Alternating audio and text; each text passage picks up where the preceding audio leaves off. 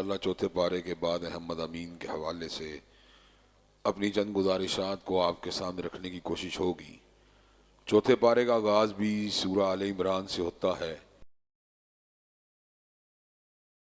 نیکی کا ذکر کیا اور وہ نیکی یہ ہے لن تنالوا البر حتی تنفقوا مما تحبون وما تنفقوا من شیء فإن اللہ بہ علیم، کہ تم اس وقت تک نیکی کو نہیں پا سکتے جب تک تم اس چیز کو اللہ تعالیٰ کے راستے میں خرچ نہیں کرتے جس سے تمہیں پیار ہے، اور جس چیز کے ساتھ تم پیار کرتے ہو وہ اللہ تعالیٰ کو اچھی طرح پتہ ہوتا ہے کہ تم اس کے راستے میں کیا خرچ کر رہے ہو۔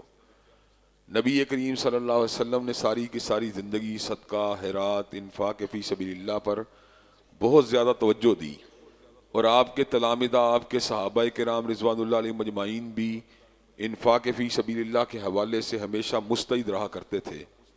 غزوہ تبوک کے موقع پر حضرت عثمان غنی رضی اللہ تعالیٰ عنہ نے ایک ہی مقام پر 7 دفعہ 100 اونٹوں کو پیش کر کے حضرت رسول اللہ صلی اللہ علیہ وسلم جنت کی بشارت کو حاصل کیا۔ نبی کریم صلی اللہ علیہ وسلم نے ارشاد فرمایا قط قط یا عثمان، عثمان بس کرو بس کرو، ما ذر عثمان ما عمل بعد الیوم، آج کے بعد اگر عثمان کوئی بھی عمل نہ کرے پھر بھی جنتی ہے۔ اس موقع پر حضرت ابو بکر صدیق رضی اللہ تعالیٰ عنہ نے اپنے گھر کے پورے سامان کو بارگاہ رسالت مآب میں پیش کیا۔ حضرت رسول اللہ صلی اللہ علیہ وسلم نے پوچھا کہ ابو بکر گھر والوں کے لیے کیا چھوڑ کے آئے ہو؟ کہا گھر میں اللہ اور اس کے رسول کی محبت کو چھوڑ کے آیا ہوں، اور جس گھر میں اللہ اور اس کے رسول کا پیار ہو، محبت ہو، اس گھر کو مزید کسی چیز کی ضرورت نہیں ہوتی۔ اس صورت میں اللہ تبارک و تعالیٰ نے اس بات کا بھی ذکر کیا کہ پہلا گھر جو زمین کے اوپر بنایا گیا تھا وہ اللہ تبارک و تعالیٰ کا گھر بیت اللہ مکہ مکرمہ کے اندر بنایا گیا ہے۔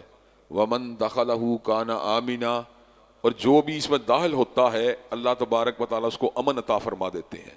بہت سے لوگ ایسے ہیں جنہیں بیماریاں ہوتی ہیں، پریشانیاں ہوتی ہیں، تفکرات ہوتے ہیں، الجھاؤ ہوتے ہیں، جب وہ بیت اللہ شریف میں عمرے کے لیے جاتے ہیں، وہاں پر اللہ تبارک و تعالیٰ سے دعائیں کرتے ہیں تو اللہ تبارک و تعالیٰ ان کے خوف کو امن کے ساتھ تبدیل کر دیتا ہے، ان کے اضطراب کو سکون کے ساتھ تبدیل کر دیتا ہے۔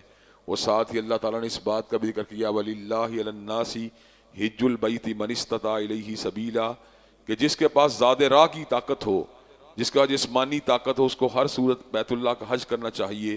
وَمَن كَفَرَ فَإِنَّ اللَّهَ غَنِيٌّ عَنِ الْعَالَمِينَ، اور جو کوئی اس حوالے سے انکار کے راستے کو اختیار کرے گا تو اللہ تعالیٰ دو جہانوں سے بے پرواہ ہے۔ اللہ تبارک و تعالیٰ کو کوئی فرق نہیں پڑتا کوئی اس کی عبادت کرے یا نہ کرے۔ در حقیقت جو بندہ عبادت کرتا ہے اپنے فائدے کے لیے کرتا ہے اور اپنی کامیابی کے راستوں کو ہموار کرتا ہے۔ اس صورت میں اللہ نے اس بات کا بھی ذکر کیا یا ایھا الذین آمنوا اتقوا اللہ حق تقاتہ ولا تموتن الا وانتم مسلمون، اے ایمان والو اللہ سے ڈر جاؤ جیسا کہ ڈرنے کا حق ہے، اور تمہیں موت نہ آئے مگر اس حالت میں کہ تم مسلمان ہو، اللہ تعالیٰ کے تابع دار ہو۔ اللہ سے ڈرنے کا حق یہ ہے کہ جتنی انسان میں صلاحیت ہے وہ اس کے مطابق جو ہے اعمال کو بجا لاتا رہے۔ ایک بندہ ہے کھڑے ہو کے نماز پڑھ سکتا ہے، کھڑے ہو کے پڑھے، اگر کھڑے ہو کے نہیں پڑھ سکتا بیٹھ کے پڑھے، اگر بیٹھ کے نہیں پڑھ سکتا لیٹ کے پڑھے، اگر لیٹ کے نہیں پڑھ سکتا اشارے کے ساتھ پڑھے۔ فاتقوا اللہ ما استطعتم، تم جتنی استطاعت ہو اللہ تعالیٰ سے ڈرتے ہی رہنا چاہیے، ڈرتے ہی رہنا چاہیے۔ ولا تموتن الا وانتم مسلمون، اور موت اس حالت میں آنی چاہیے کہ انسان اللہ کا تابع دار ہو۔ اس بات کا کیا مطلب ہے کہ ہمیں موت اس وقت آئے جبکہ ہم اللہ کے تابع دار ہوں، جبکہ ہم جانتے بھی نہیں ہمیں موت کب آنی ہے؟ تو اس بات کا مطلب یہ ہے ہمیں ہر حالت میں اللہ کے تقوی کو اختیار کرنا چاہیے تاکہ جب بھی موت آئے ہم اسلام والی موت کے اوپر آ جائیں۔ حضرات گرامی قدر، کئی لوگ ایسے ہیں جو اچھے اعمال بھی کرتے رہتے ہیں اور برے اعمال بھی کرتے رہتے ہیں، تو ایسے لوگ اللہ نہ کرے اللہ نہ کرے اگر کسی وقت برائی کرتے ہوئے اگر ان کے اوپر موت آ گئی تو بتلائیے اللہ تبارک و تعالیٰ کو کیا جواب دیں گے؟ جو لوگ تسلسل کے ساتھ نیکیاں کرتے ہیں، تسلسل کے ساتھ نیکیاں کرتے ہیں، جب بھی ان کا پیغام اجل آتا ہے اللہ تبارک و تعالیٰ کے فضل و کرم سے وہ لوگ کامیاب اور کامران ہو جاتے ہیں۔ بہت سے لوگ ایسے ہوتے ہیں جنہیں نماز پڑھنے کی عادت ہوتی ہے، نوافل پڑھنے کی عادت ہوتی ہے، ذکر اذکار کرنے کی عادت ہوتی ہے، تو اللہ تبارک و تعالیٰ ان کو موت بھی اس انداز میں دیتا ہے، اللہ کا ذکر کر رہے ہوتے ہیں۔ ہماری اس مسجد کے اندر بھی ایسے واقعات ہوئے کہ حاجی صاحب تھے، حاجی یونس صاحب کے والد گرامی، وہ نماز کو پڑھ رہے تھے، اللہ تعالیٰ نے نماز کی حالت میں ان کی روح کا قبض کر لیا۔ قاری عبد المتین اصغر صاحب تھے، صحابہ کرام رضوان اللہ علیہ مجمعین کا ذکر کر رہے تھے بیگم کوٹ چوک کی تقریر کے اندر، اللہ تعالیٰ نے ان کو اسی حالت میں اپنے پاس بلا لیا۔ حضرت علامہ شہید ساری کی ساری زندگی حق بات کہتے رہے. آخری وقت بھی ایک جلسے کے اندر حق بات کہہ رہے تھے, اسی وقت ان کے اوپر دھماکہ ہوا اور اسی حالت کے اندر وہ زخمی ہوئے, اور اللہ تبارک و تعالیٰ نے اسی حالت کے اندر پھر ان کو جو ہے موت کو عطا فرما دی. تو انسان کو نیکیاں کرتے رہنا چاہیے تاکہ موت جب بھی آئے اس حالت میں آئے کہ وہ اللہ تبارک و تعالیٰ کا تابع دار ہو. جو بندہ مسلسل نیکیاں کرتا ہے, جب حادثات ہوتے ہیں, مشکل وقت آتا ہے, تو اس کی زبان سے اللہ تعالیٰ کا نام خود بہت جاری ہو جاتا ہے. آپ نے زلزلے کے موقع پہ دیکھا ہوگا, سیلاب کے موقع پہ دیکھا ہوگا, جو اللہ والے ہوتے ہیں وہ کہتے ہیں ان للہ, اللہ اکبر, سبحان اللہ. اس کے مد مقابل جو لوگ اللہ تعالیٰ کو یاد نہیں کرتے, ان کی زبان سے اس طرح کے الفاظ نکلتے ہیں, ہائے ہائے وائے, اس طرح کی باتیں کرتے ہیں. تو انسان کو کثرت سے اللہ کا ذکر کرنا چاہیے تاکہ اللہ کا ذکر اس کے ریفلیکسز میں داخل ہو جائے. جب بھی اس کی زبان سے ذکر نکلے اللہ تبارک و تعالیٰ ہی کا ذکر نکلے. اس صورت میں اللہ نے اس بات کا بھی ذکر کیا, وَاعْتَصِمُوا بِحَبْلِ اللَّهِ جَمِيعًا وَلَا تَفَرَّقُوا, کہ انسانوں کو, مسلمانوں کو تفرقے کے اندر نہیں پڑنا چاہیے. اور ساتھ اس کا طریقہ بھی بتلا دیا کہ حبل اللہ, اللہ کی رسی کو مضبوطی کے ساتھ تھام لینا چاہیے. اللہ کی رسی کیا ہے؟ اللہ کی کتاب اور حضرت رسول اللہ کی سنت. جو بندہ اس کا چمٹ جائے گا انشاءاللہ وہ سیدھے راستے کے اوپر رہے گا. نہ کسی شہر کی دعوت دینی چاہیے, نہ کسی بستی کی دعوت دینی چاہیے, نہ کسی شخصیت کی دعوت دینی چاہیے. جب بھی دعوت دینی چاہیے کتاب و سنت کی دعوت دینی چاہیے. اس طریقے سے معاشرے کا تفرقہ جو ہے ختم ہو سکتا ہے. پرسنالٹی کلیشز کے ساتھ یا بستیوں کے تصادم کے ساتھ یا مدارس کے الجھاؤ کے ساتھ کبھی منزل نہیں مل سکتی. منزل اگر ملے گی کتاب و سنت کے اوپر یکجا ہو کے ملے گی. اس صورت میں اللہ تبارک و تعالیٰ نے اس بات کا بھی ذکر کیا, جب قیامت کا دن آئے گا تو اللہ تبارک و تعالیٰ بعض چہروں کو سیاہ کر دیں گے اور بعض چہروں کو سفید کر دیں گے. جو چہرے سیاہ ہوں گے اس کی وجہ کیا ہوگی؟ اکفرتم بعد ایمانکم فذوقوا العذاب بما کنتم تکفرون. انہوں نے اسلام کو لانے کے بعد کفر کیا ہوگا تو اللہ تبارک و تعالیٰ جو ہے ان کو کہیں گے آج کفر کرنے کا مزہ چکھ لو. اور اس کے مد مقابل وَأَمَّا الَّذِينَ ابْيَضَّتْ وُجُوهُهُمْ فَفِي رَحْمَةِ اللَّهِ هُمْ فِيهَا خَالِدُونَ, جن کے چہرے سفید ہوں گے وہ اللہ تبارک و تعالیٰ کی رحمتوں میں ہمیشہ کے لیے رہیں گے. اس صورت میں اللہ تبارک و تعالیٰ نے اس بات کا ذکر کیا, کنتم خیر امۃ اخرجت للناس تأمرون بالمعروف وتنہون عن المنکر, کہ اللہ تبارک و تعالیٰ نے بہترین امت کے طور پہ تمہیں کائنات میں بھیجا ہے. تم کیا کام کرتے ہو؟ امر بالمعروف کا کام کرتے ہو, نہیں عن المنکر کا کام کرتے ہو. مسلمانوں کو چاہیے جہاں پر کوئی معروف کام ہو اس کی حمایت کریں اور جہاں کوئی منکر ہو اس کی مذمت کریں. اس حوالے سے ایک حدیث جو ہے بڑی پیاری بڑی خوبصورت حدیث ہے, اس کے اوپر توجہ دینے کی ضرورت ہے. نبی کریم صلی اللہ علیہ وسلم نے 2 منزلہ جہاز کا ذکر کیا جس میں کچھ مسافر جو تھے قرآن دادی کے ذریعے اوپر بیٹھ گئے, کچھ مسافر قرآن دادی کے ذریعے نیچے بیٹھ گئے. قرہ جو ہوتا ہے کاروباری طور پہ درست نہیں ہے, لیکن ڈیسیجن میکنگ میں کسی قرے کا استعمال کرنے کے اندر اسلام میں حرج والی بات کوئی نہیں ہے. کئی مرتبہ جہاد کے موقع پر ازواج مطہرات کے سفروں کے اوپر بھی قرآن دادی ہو کے ان کو ساتھ لے کے جانے والی بات ہوتی تھی. قرے کے نتیجے کے اندر بعض لوگ اوپر بیٹھ جاتے ہیں, بعض لوگ نیچے بیٹھ جاتے ہیں. اب بعض لوگ کیا کرتے ہیں, اس جہاز میں سوراخ کرنے کی کوشش کرتے ہیں. تو اس موقع پر اوپر والے لوگ کہتے ہیں, بعض لوگ کہتے ہیں ان کو سمجھانا چاہیے, جبکہ بعض لوگ کہتے ہیں ہمیں کیا فرق پڑتا ہے, نیچے وہ سوراخ کر رہے ہیں. تو جو عقل مند لوگ ہیں وہ کہتے ہیں یہ اکیلے نہیں ڈوبیں گے بلکہ ہمیں بھی ساتھ لے کے ڈوب جائیں گے. تو حضرات گرامی قدر امر بالمعروف و نہی عن المنکر کی مثال بھی یہی ہے. جب ہم کسی علاقے کے اندر کسی برائی کو دیکھتے ہیں, اگر ہم اس کو اگنور کرتے ہیں تو برائی اپنے دائرے کو بڑھاتے بڑھاتے بڑھاتے ہمارے ہمسایوں تک پہنچ جاتی ہے, اور ایک وقت وہ بھی آتا ہے جب ہمارے گھروں میں داخل ہو جاتی ہے. امر بالمعروف و نہی عن المنکر سے برائی اس مقام پر رک جاتی ہے جہاں سے اس کا آغاز ہوتا ہے. اس لیے ہمیشہ حق بات کہتے رہنا چاہیے اور برائی کی مذمت کرتے رہنا چاہیے. حضرت لوط علیہ السلام جو تھے اپنی قوم کے لوگوں کو سیدھے راستے کی دعوت دیتے تھے اور ساتھ ہی بڑے خوبصورت الفاظ کہتے تھے جس میں اللہ کی توفیق کا اور اللہ کی مدد کا واضح عنصر موجود ہے.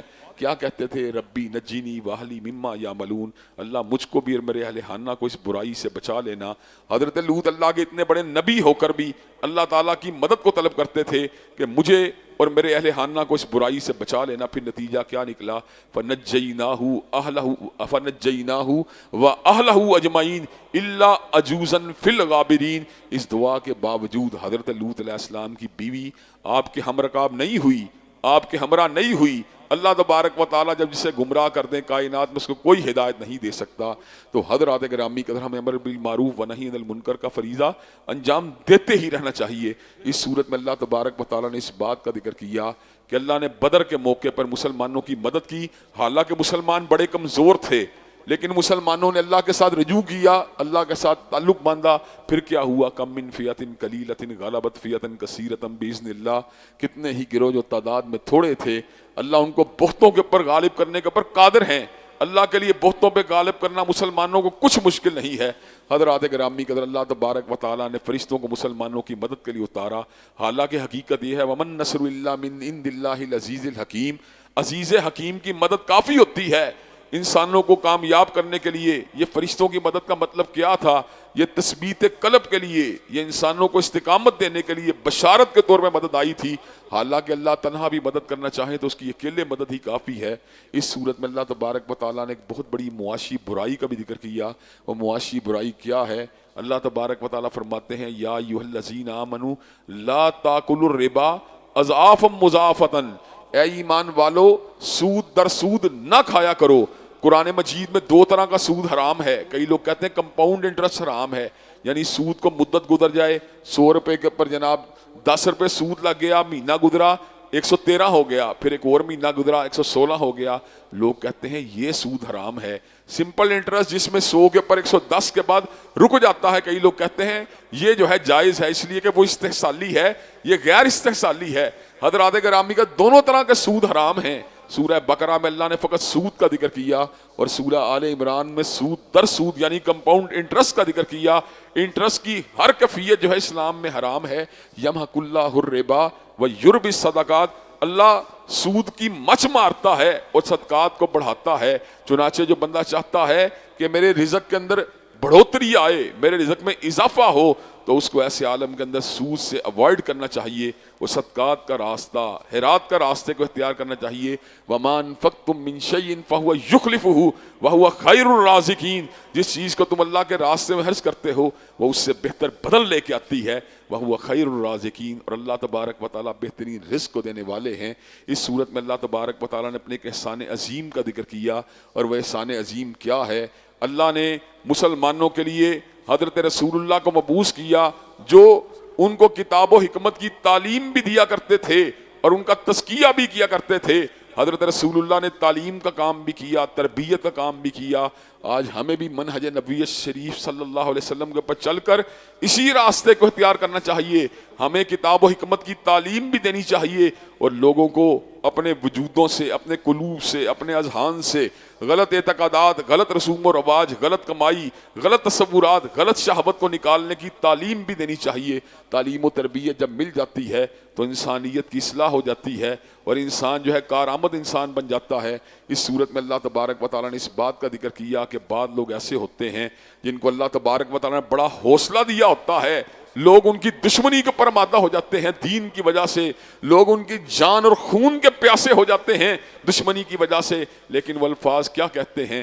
حسبنا اللہ و نعم الوکیل، ہمارے لیے اللہ کافی ہے اور وہ بہترین کارساز ہے۔ اللہ تبارک و تعالیٰ ان کو نقصانات سے بچا لیتا ہے، لوگوں کے مکر سے بچا لیتا ہے، لوگوں کی ایذا رسانیوں سے بچا لیتا ہے۔ حضرات گرامی کا جب بھی اعدائے دین بڑے طاقتور ہوں، جب بھی آپ کے مقابلے کے اوپر بڑی سازشوں کے تانے بانے بنے جا رہے ہوں، جب بھی آپ کے راستے میں کانٹوں کو بچھایا جا رہا ہو، جب بھی آپ کے گرد و نواز سازشوں کے تانے بانوں کو بنا جا رہا ہو، جب بھی آپ کو مقدمات میں گھیرنے کی کوششیں کی جا رہی ہوں بے وجہ دین، تو اس وقت آپ کو حسبنا اللہ و نعم الوکیل کا ورد کرنا چاہیے۔ حضرت علامہ صاحب بھی اکثر و بیشتر حسبنا اللہ و نعم الوکیل کا ورد کیا کرتے تھے۔ جب بھی ان کے اوپر مقدمات ہوئے، جب بھی ان کو جیلوں میں بھیجا گیا، آپ نے ہمیشہ حسبنا اللہ و نعم الوکیل کا ورد کیا۔ جب آپ علاج کے لیے باہر جا رہے تھے اس وقت بھی یہی ورد کرتے رہے، اس لیے کہ یہ ورد جو ہے حضرت ابراہیم کا ورد ہے، یہ ورد انبیاء علیہ السلام کا ورد ہے، یہ ورد صحابہ کرام کا ورد ہے، یہ ورد جو ہے اولیاء رحمان کا ورد ہے۔ حضرت ابراہیم علیہ السلام کو جب آگ میں پھینکنے کی باری آئی تو حضرت ابراہیم نے الفاظ کہے تھے حسبنا اللہ و نعم الوکیل، میرے لیے اللہ کافی ہے اور بہترین کارساز ہے۔ اللہ نے پھر کیسی کرشمہ، کیسا معجزہ دکھایا قلنا یا نار کونی بردن و سلامن علی ابراہیم، اللہ نے کہا اے آگ تو ابراہیم کے اوپر ٹھنڈی ہو جا، مگر اتنی ٹھنڈی نہیں ہونا کہ ابراہیم کو سردی کا احساس ہونے لگے، اس کے لیے مہکتے ہوئے گلابوں کا گلستان بن جانا، اس کے لیے ایک نرم و نازک میدان بن جانا۔ حضرت ابراہیم کے لیے آگ سلامتی والی آگ بن گئی، اور اللہ تبارک و تعالیٰ فرماتے ہیں وَأَرَادُوا بِهِ كَيْدًا فَجَعَلْنَاهُمُ الْأَخْسَرِينَ، وہ سارے کے سارے ابراہیم علیہ السلام کے خلاف مکر کا ارادہ لے کے آئے، لیکن اللہ نے ان کے ساری مکاریوں کو ہاک میں ملا کے رکھ دیا تھا۔ اس صورت میں اللہ نے اس بات کا بھی ذکر کیا کامیابی کی اساس کیا ہے، کامیابی کی بنیاد کیا ہے۔ اللہ تبارک و تعالیٰ فرماتے ہیں فَمَنْ زُحْزِحَ عَنِ النَّارِ وَأُدْخِلَ الْجَنَّةَ فَقَدْ فَازَ، بڑے مربے بنا لینا یہ کامیابی کی علامت نہیں، بڑی بڑی ملوں کو بنا لینا کامیابی کی علامت نہیں، بڑے بینک بیلنس کو اکٹھا کر لینا یہ کامیابی کی علامت نہیں، شہرت کو حاصل کر لینا یہ کامیابی کی علامت نہیں، آپ کے پاس منصب کا آ جانا یہ کامیابی کی دلیل نہیں۔ ایمان کے ساتھ یہ نعمتیں مل جائیں، سونے پہ سہاگا ہے لیکن ایمان سلامت رہے، آپ جنت کے راستے پہ چلتے رہیں، عمل صالح کرتے رہیں، یہ چیزیں چھن بھی جائیں کوئی نقصان والی بات نہیں۔ اللہ تبارک و تعالیٰ فرماتے ہیں فَمَنْ زُحْزِحَ عَنِ النَّارِ وَأُدْخِلَ الْجَنَّةَ فَقَدْ فَازَ، جو بندہ آگ سے بچ کے جنت میں داخل ہو گیا حقیقت میں وہی کامیاب ہو گیا۔ حضرات گرامی قدر کئی لوگ ایسے ہوں گے جو ابدی جہنم کے مستحق بن جائیں گے، ناکام ہی ناکام ہیں، کئی لوگ ایسے ہوں گے جو لمبا عرصہ آگ میں قیام کرنے کے بعد جنت میں داخل ہو جائیں گے، یہ بھی حقیقی کامیاب نہیں ہیں۔ اور کچھ وہ لوگ ہیں جو تھوڑا عرصہ جہنم میں قیام کرنے کے بعد پھر جنت میں چلے جائیں گے، یہ بھی حقیقی کامیاب لوگ نہیں ہیں۔ حقیقی کامیاب وہ لوگ ہیں جنہوں نے جہنم کے ایک شعلے کو بھی نہیں چکھنا، جنہوں نے جہنم کی آہٹ کو بھی نہیں سننا۔ حقیقی کامیاب لوگ وہ ہیں جن کے لیے اللہ نے جنت کے محلات کو تیار کر دیا ہے۔ بل تؤثرون الحیات الدنیا والآخرۃ خیر وابقیٰ ان ھذا لفی الصحف الاولی صحف ابراہیم و موسیٰ۔ ہماری نگاہ تو دنیا کی زندگانی پہ ہوتی ہے، حالانکہ دنیا کی زندگانی جنت کی زندگی کا مقابلہ نہیں کر سکتی۔ ہماری نگاہ تو دنیا کے گھروں پہ ہوتی ہے، حالانکہ دنیا کے گھر جو ہیں جنت کے محلات کا مقابلہ نہیں کر سکتے۔ ہماری نگاہ تو دنیا کی حسینہ کے چہرے پہ ہوتی ہے، حالانکہ دنیا کی حسینہ کا چہرہ جنت کی حور کی رعنائی کا مقابلہ نہیں کر سکتا۔ وَلَنَصِيفُهَا خَيْرٌ مِّنَ الدُّنْيَا وَمَا فِيهَا، حور کے حسن کی بات تو اپنی جگہ پر ہے، حور کا جو رومال ہے دنیا و مافیہ میں جو چیز ہے وہ اس کے رومال کی خوبصورتی کا مقابلہ بھی نہیں کر سکتی۔ حضرات گرامی کا دنیا کی لوگوں کی نگاہ دنیا کی پی آر پہ ہوتی ہے، حالانکہ دنیا کی پی آر جو ہے اللہ کے دیدار کا مقابلہ نہیں کر سکتی۔ بل تؤثرون الحیات الدنیا والآخرۃ خیر وابقیٰ ان ھذا لفی الصحف الاولی صحف ابراہیم و موسیٰ۔ حقیقی کامیابی یہی ہے انسان آگ سے بچ کے جنت میں چلا جائے۔ اس صورت میں اللہ نے اس بات کا بھی ذکر کیا کہ زمین و آسمان کی تخلیق کے اندر نشانیاں ہیں کن کے لیے؟ عقل والوں کے لیے۔ اللہ تبارک و تعالیٰ فرماتے ہیں ان فی خلق السماوات والارض واختلاف اللیل والنہار لآیات لأولی الالباب، بے شک زمین و آسمان کی تخلیق میں اور رات و دن کے آنے جانے میں نشانیاں ہیں عقل والوں کے لیے۔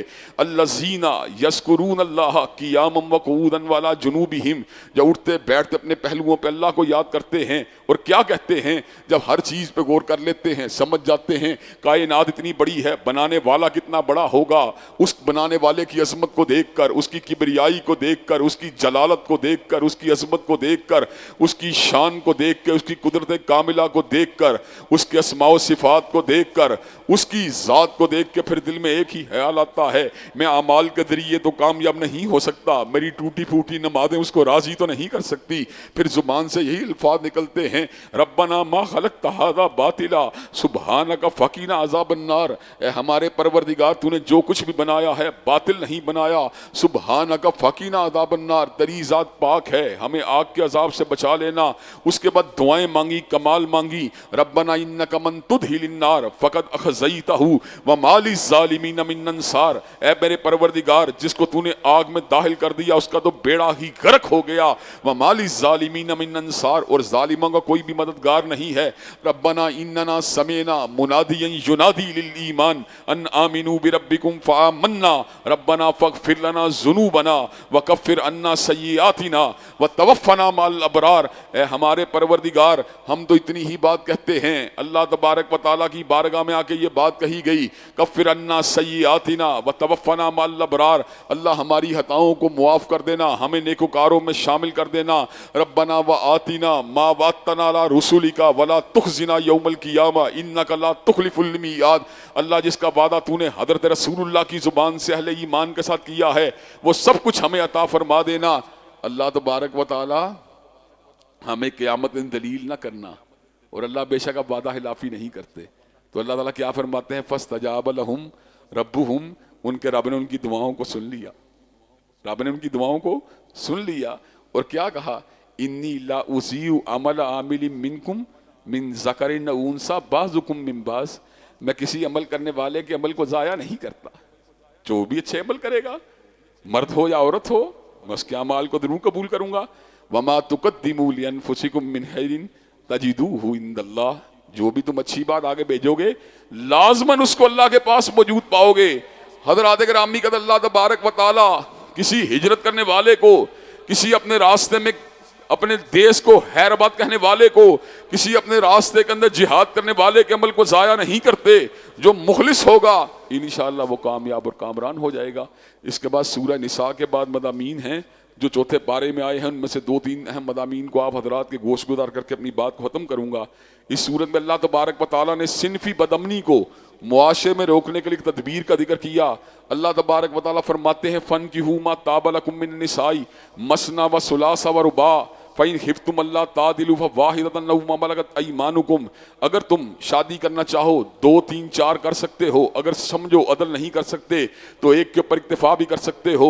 حضرات گرامی قدر، اسلام کے اندر صنفی بدامنی کو روکنے کے لیے، اپنی جبلی خواہشات کو پورا کرنے کے لیے، کمپینین شپ کی آرزو کو نبھانے کے لیے اللہ نے 4 تک شادیوں کی اجازت دی ہے، لیکن جہاں تک تعلق ہے برائی کے راستے کا، اللہ نے اعلان فرما دیا وَلَا تَقْرَبُوا الزِّنَا، زنا کرنا تو بڑی دور کی بات ہے، اس کے قریب بھی نہیں جانا، برائی کرنا تو بڑی دور کی بات ہے۔ اللہ نے اعلان فرما دیا کل للمؤمنین یغضوا من ابصارہم، مومنوں کو چاہیے اپنی نگاہوں کو جھکا کے رکھا کریں، اور مومنات کو کیا کہا؟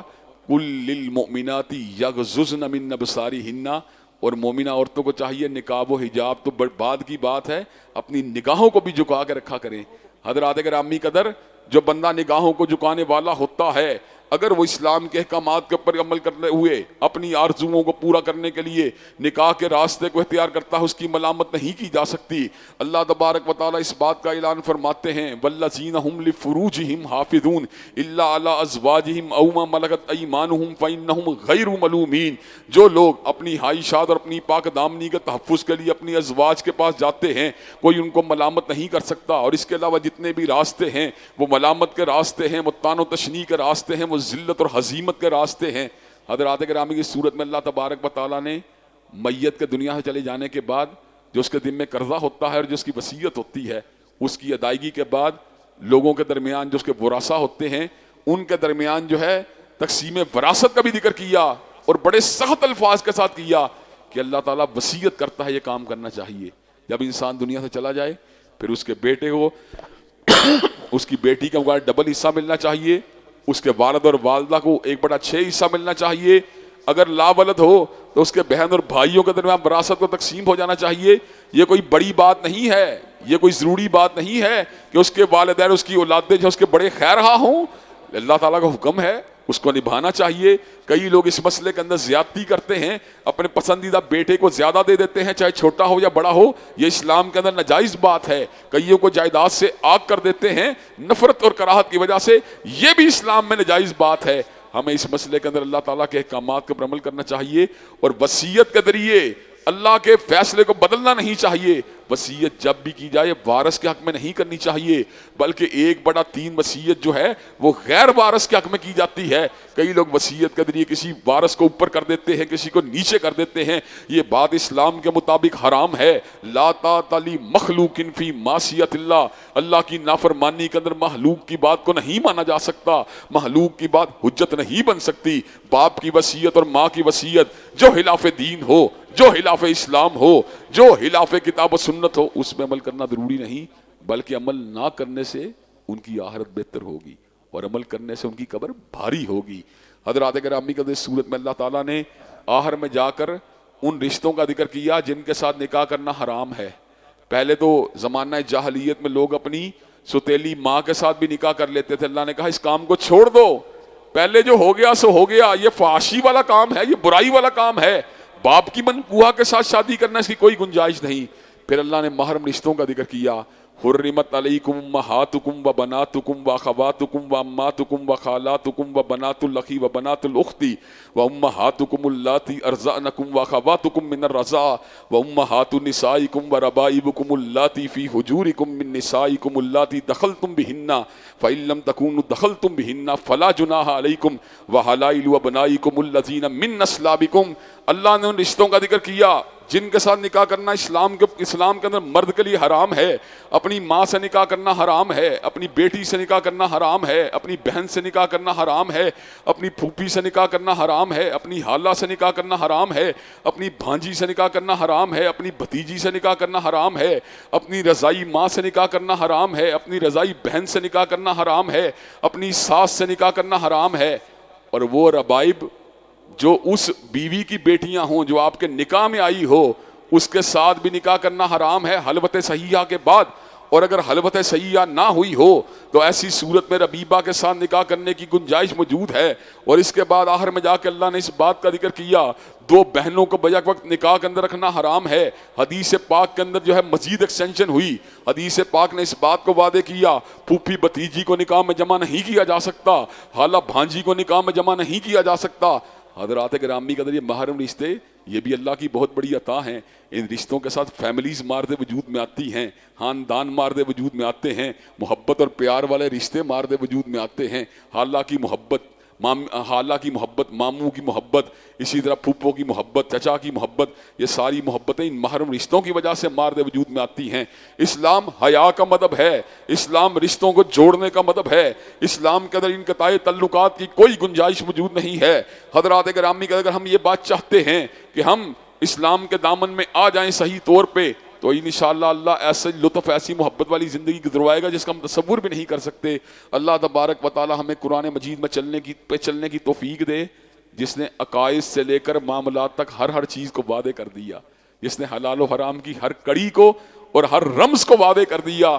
اور اللہ کے رسول صلی اللہ علیہ وسلم کو اللہ نے یہ مینڈیٹ دیا۔ اللہ تعالیٰ نے کیا مینڈیٹ دیا؟ یحل لہم الطیبات وَيُحَرِّمُ عَلَيْهِمُ الْخَبَائِثَ وَيَضَعُ عَنْهُمْ إِصْرَهُمْ وَالْأَغْلَالَ الَّتِي كَانَتْ عَلَيْهِمْ۔ آپ طیب چیزوں کو حلال کرنے والے اور ناپاک چیزوں کو حرام کرنے والے، وَيَضَعُ عَنْهُمْ إِصْرَهُمْ وَالْأَغْلَالَ الَّتِي كَانَتْ عَلَيْهِمْ، اور انسانیت سے بوجھوں کو اٹھانے والے اور ان کے گلوں سے توقوں کو اتارنے والے۔ اللہ تبارک و تعالیٰ جو باتیں کہی گئیں، یہ سنی گئیں، ان پہ ہم سب کو عمل کرنے کی توفیق دے۔ کوئی غلطی ہو گئی، کوئی سہو ہو گیا، اللہ تبارک و تعالیٰ اس کو معاف فرمائے۔ وآخر دعوانا الحمدللہ رب العالمین۔ الحمدللہ رب العالمین الرحمن الرحیم مالک یوم الدین ایاک نعبد و ایاک نستعین اہدنا الصراط المستقیم صراط الذین انعمت علیہم غیر المغضوب علیہم ولا الضالین آمین۔ الف لام میم اللہ لا الہ الا هو الحی القیوم وإلہکم الہ واحد لا الہ الا هو الرحمن الرحیم۔ اللہم صلی علی محمد وعلی آل محمد کما صلیت علی ابراہیم وعلى آل إبراهيم إنك حميد مجيد۔ اللهم بارك على محمد وعلى آل محمد كما باركت على إبراهيم وعلى آل إبراهيم إنك حميد مجيد۔ اے اللہ ہم سب کے گناہوں کو معاف فرما، اے اللہ ہم سب کی تکلیفوں کو رفع فرما، اے اللہ ہم سب کی بے چینیوں بے قراریوں کو دور فرما، اے اللہ ہم سب کے گھروں میں امن و سکون اور راحتوں کا نزول فرما۔ اللہ جتنی تکلیفیں آ چکی ہیں ان پہ صبر کرنے والا بنا۔ اللہ آئندہ نئی زندگی میں ہر تکلیف سے، ہر آزمائی سے ہم سب کو محفوظ و مامون فرما۔ اے اللہ دین دنیا کی اعلیٰ ترین کامیابیوں کامرانیوں سے ہمکنار فرما۔ اللہ دنیا و آخرت کی ذلت و رسوائیوں سے محفوظ و مامون فرما۔ اے اللہ اسلام والی زندگی، ایمان والی موت نصیب فرما۔ اے اللہ جتنی روحانی، جسمانی، نفسیاتی، شیطانی عوارض ہیں سب کو دور فرما، اے اللہ خاتمہ بالخیر فرما۔ ربنا ظلمنا انفسنا وان لم تغفر لنا وترحمنا لنكونن من الخاسرین، لا الہ الا انت سبحانک انی کنت من الظالمین۔ ربنا آتنا فی الدنیا حسنۃ وفی الآخرۃ حسنۃ وقنا عذاب النار۔ اللہم صلی علی محمد وعلی آل محمد کما صلیت علی ابراہیم وعلی آل ابراہیم انک حمید مجید۔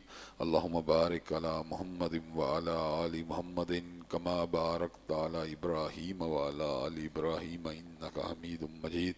سبحان ربک رب العزۃ عما یصفون وسلام علی المرسلین والحمد للہ رب العالمین۔